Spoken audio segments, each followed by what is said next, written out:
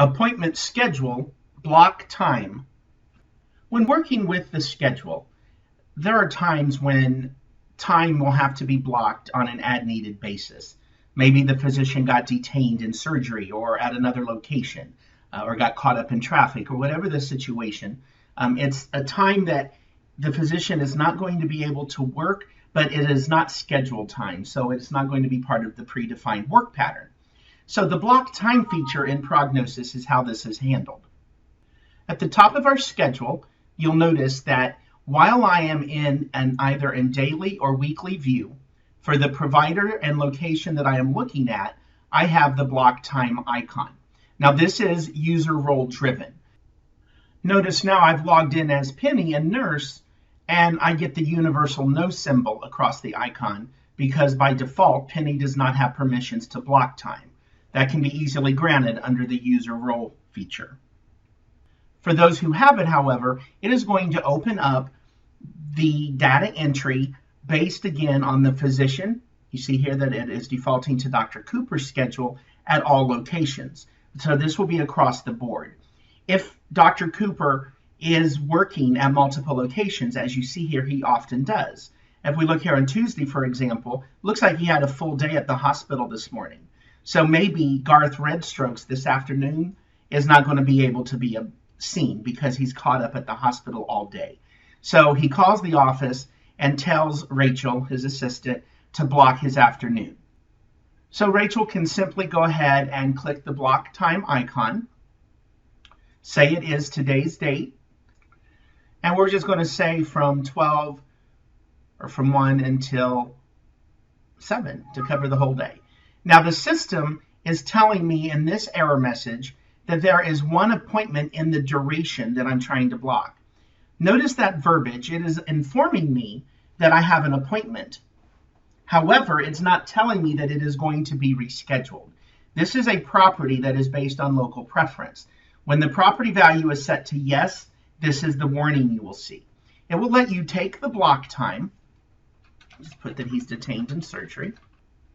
However, it's going to leave the appointment on the calendar as opposed to canceling it. Now our time block is identified by the charcoal gray background, but notice again our patient, Mr. Redstrokes, remains intact. So that is one way of being able to block time. Now this time I'm going to create a block, but I've modified the value of the property so that it's going to cancel my appointments. This time I'm going to cancel tomorrow morning.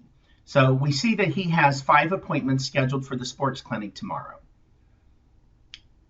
Going to go in now this time and choose tomorrow's date, and we're going to just let it be the entire day this time. Maybe he's going to be out sick. This time the warning message is different. It's telling me that I have 6 appointments in the duration. Now you'll recall in the last scenario that was where the message ended.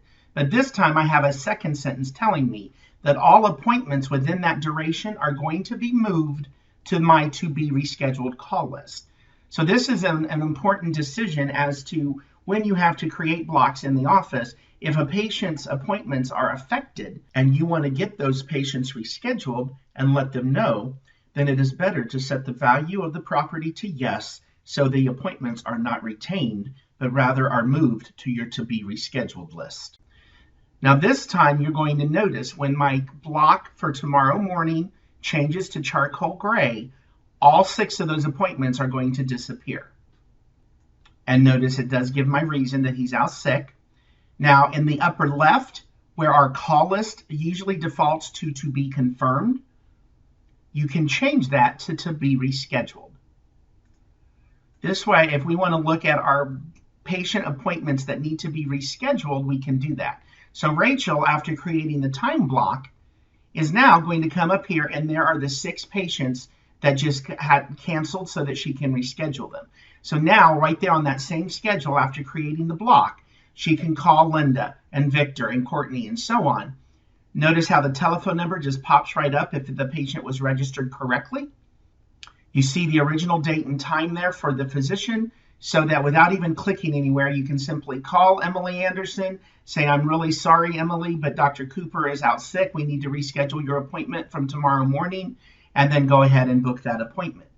To do that, while the patient's name is chosen here in the to be rescheduled call list. Let's say we're going to just move her over to North End Outpatient on Friday. We're just going to go ahead and change this now using the direct modification approach as we discussed in the earlier video on moving or rescheduling appointments, and click the schedule button. So in this regard, the front desk is able to manage a physician's ad hoc blocks. Notice there now Leslie is gone from my to be rescheduled list and is actually now showing up on Friday's schedule. So in review, to create a block, it is both provider and location driven based upon your current calendar view. It is also based upon a user role being assigned in order to have access to the icon. And there is also a system property that will allow you to move appointments to the to be rescheduled call list if you so desire, or allow you to retain it in its current position on the schedule. That concludes this video within the series. Please click the appropriate link below for your next step. If you'd like to take a quiz, you will receive your results in real time directly on the screen so that you can see how well you've done. If you answer incorrectly, the system will prompt you with the correct response. In addition, a confidential email will be sent to the education team to help us better serve you with our educational offerings. Second, advance to the next video within the series you're currently in. And finally, return to the video library main page. As always, feel free to contact us through the Resource Center or email with any additional questions or comments.